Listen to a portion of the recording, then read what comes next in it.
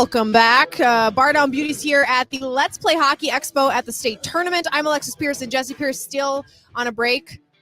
I'm joined by our favorite EBUG, Don Beaupre. Connor, it was exactly 2 years ago you joined us at the X, except we were up in the press box. You came on our actual podcast right before the state tournament. It was the calm before the storm.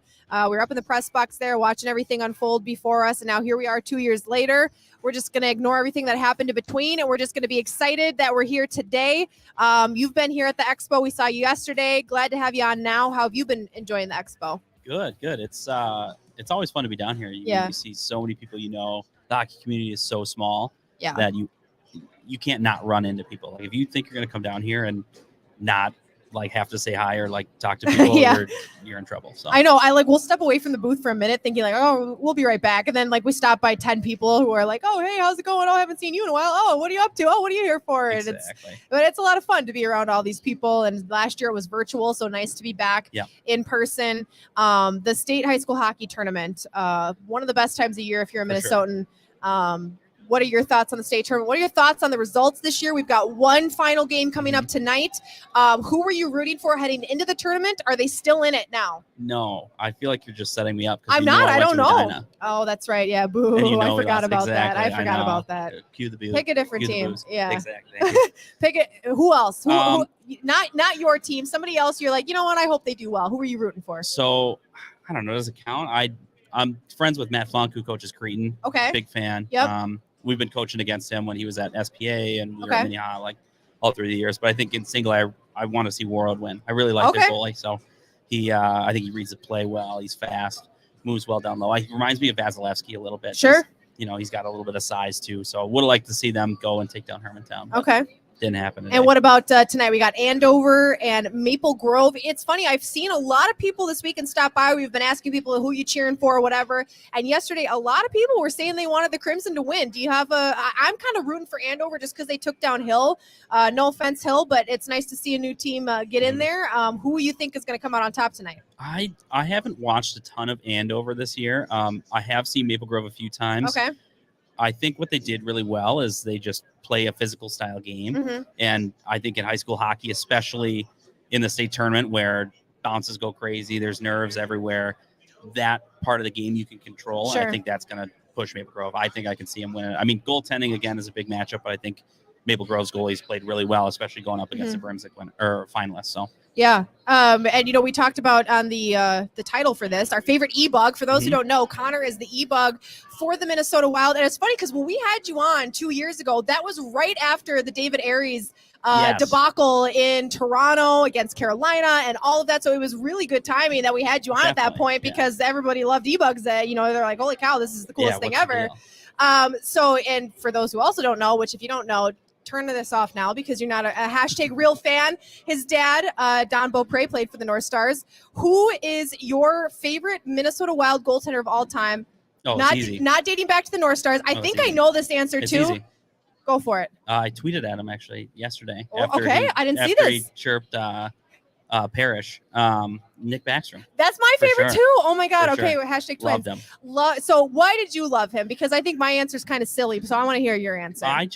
He always seemed so calm, and he was never overly flashy, but he always got you always know he's going to get you the win. Sure. He's going to, dial it in and be that presence the whole time. And I don't know. He was just kind of, I felt like, Fernandez and Rolson kind of battled for a little bit. And he was kind of the first goalie the Wild really had that was the consistent starter. And I don't know, just really liked his style. He wasn't a huge guy, but played good angles and controlled rebounds. And I think, I definitely watched him a ton growing up, obviously growing up here, but just kind of modeled my game after him a little bit too. So are you a fan? It sounds like you're more of a fan of the calm, cool, and collected goaltender over the Alex Stalock, let me play the puck at the blue line goaltender. Yes and no. I think I am probably more like Stalock in a lot of ways because I do like to play the puck and get out of the crease, and the trapezoid is my worst enemy. Get rid of the trapezoid, honestly. 100%. Don't you want to see goalies get assists and score goals? That always makes the highlight reel. So big fan of that. But I don't know. Maybe I'm somewhere in between the two, which is total opposite ends of the spectrum. But, yeah. So Nicholas Backstrom is my favorite wild player, period. Not even just goalie, favorite wild player, period, of all time. Marcus Foligno is making a bid, though, for that top spot currently, as we all know, Marcus Foligno fan club, rocking the T-shirt today. There you go. But Nicholas Backstrom is my favorite. I don't know what drew me to him originally, but I remember my fandom, and my dad can attest to this. My fandom, he's sitting right here in the front row. Hi, buddy. My fandom became so big for him that I grew a dislike for Josh Hardy and his backup because I was mad that anytime, Josh Hardy was in it, that meant Nicholas Backstrom wasn't playing, and I was angry. I wanted to see Nicholas Backstrom play. So I grew, as a child, I was like, Josh Hardy, and I hate Josh Hardy because when he's playing, Nicholas Backstrom isn't playing. And I was devastated when Nicholas Backstrom went to the Calgary Flames. And I remember my dad texted me Backstrom's first game against, I think you went to the game where he came back to play against Minnesota for the first time, and I was in college at the time, and he texted me a photo of Backstrom in net, and I remember tearing up looking at the photo because I'm like, God, when I was a kid, I was just so devastated seeing your worst him nightmare. play for somebody else. So it was, I didn't know Nicholas Backstrom was your favorite goalie too. I'm glad we can bond over this. So what do you make of this Wild team right now? I know you get to spend a lot of time around them. Do you sense that, and talk about it how you want, but do you sense that this team really has something special going? Because we've talked about this culture shift, and not that there was bad culture before, but it's just a new kind of culture that we've seen among this team. And even the other night when we asked, we had Talbot on the post-game show for the radio network the other night after the big scrum in Detroit. And we said, why did you come out there? What was in your head? And he said, our team sticks together no matter what. And then even Matt Dumba, we had him on earlier, and we talked about, Mikko's ceremony tomorrow. You guys got to get a win, right? And he said, the boys are going to be up for that one. Yeah. Do you sense that there is a different energy around this team this year, even in, tough stretches like they've gone through here recently? Do you see it as different? Yeah, definitely. I think that's always something that brings a team together. And, being a coach now, we focus a lot on team culture and not so much you got to include your younger guys and all that stuff too. I mean, that's a given, but making sure guys are picking each other up and it's not in different cliques in the locker room and stuff like that. It's everybody's got to be one unit, and that's can overcome, a talent deficit by a long shot. But I definitely feel like being in the locker room at times or going to practice and stuff like that. I mean, maybe it's just because I've been doing it for a while, but guys recognize me and they know me, and everybody comes in, and whether it's the young guys, the old guys, it's always super welcoming.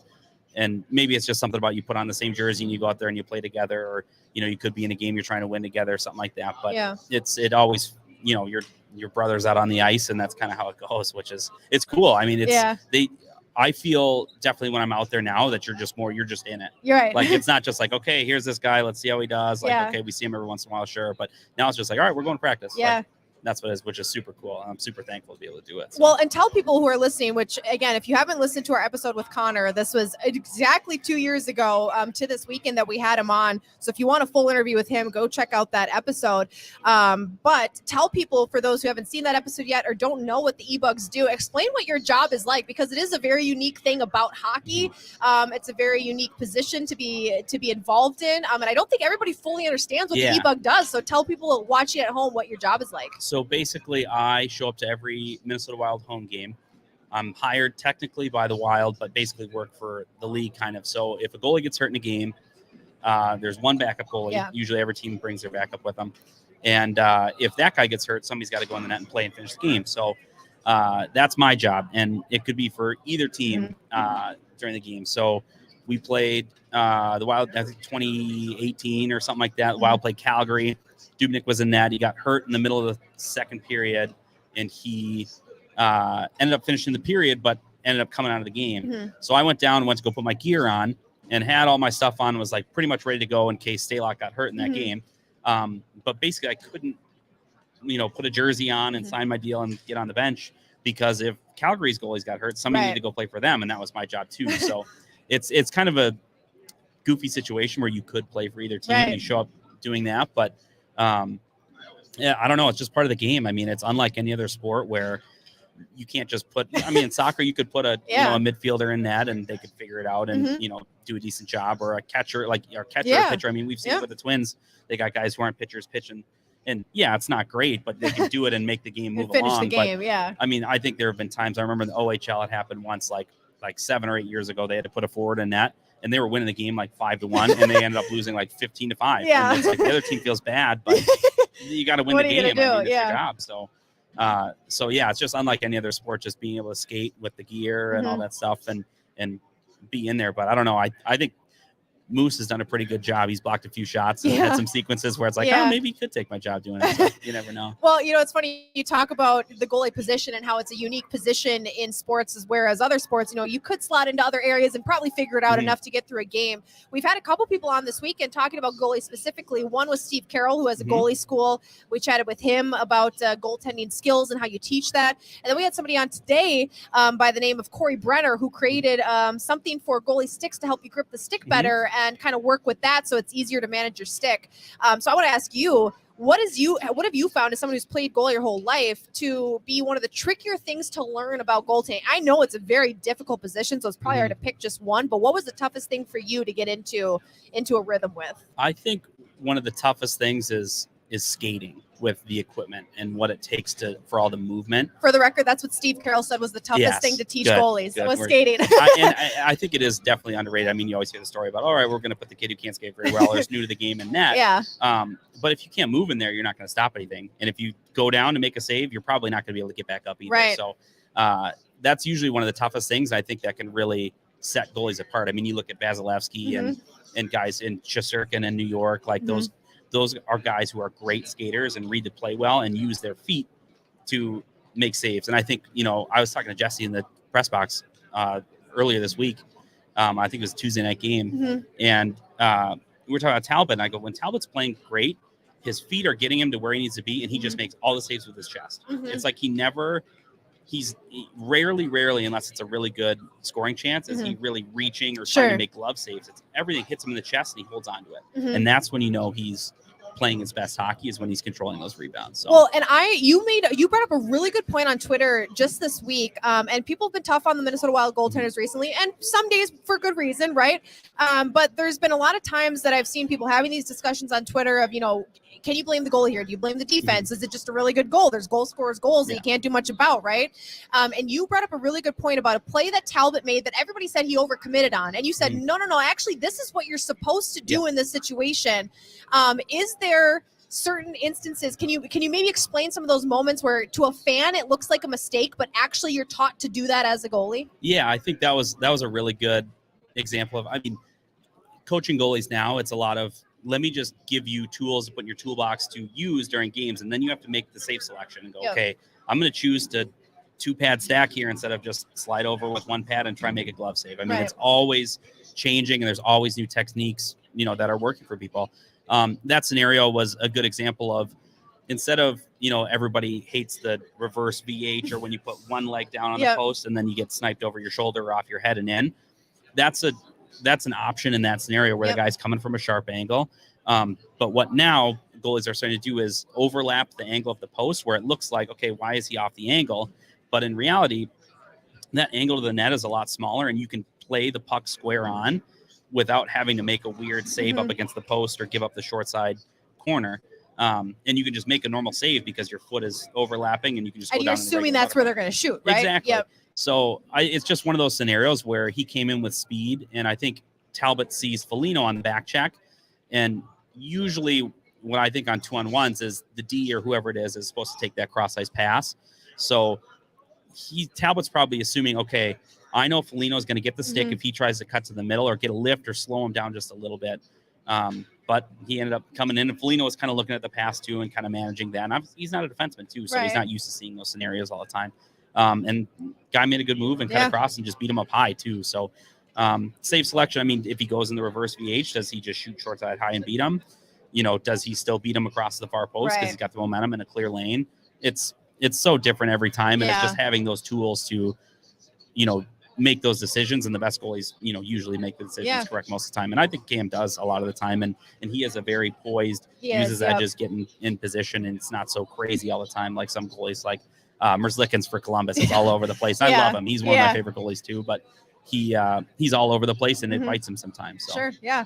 Well, I thought it was really interesting because it is funny. I think a lot of people don't know that analytical side of goaltending sometimes because to the eye, it seems like, oh, they're out of position or, oh, they made a mistake here. But really, to a goaltender, they're saying, no, that's actually the right move. So, well, we appreciate you coming on here today, Connor. Glad to have you back. We got to chat soon, 2 years in between hanging out. I mean, we got to fix that. So we'll figure that out. But hopefully you enjoy the rest of the day. It's almost done here at the Expo. We're closing out on the final hour here. Obviously, the second championship game of the day happening tonight. Maple Grove against Andover, the last one of the weekend championship Saturday. Should be a good one. And again, Connor, thanks for jumping on. Thanks for having me. Yeah.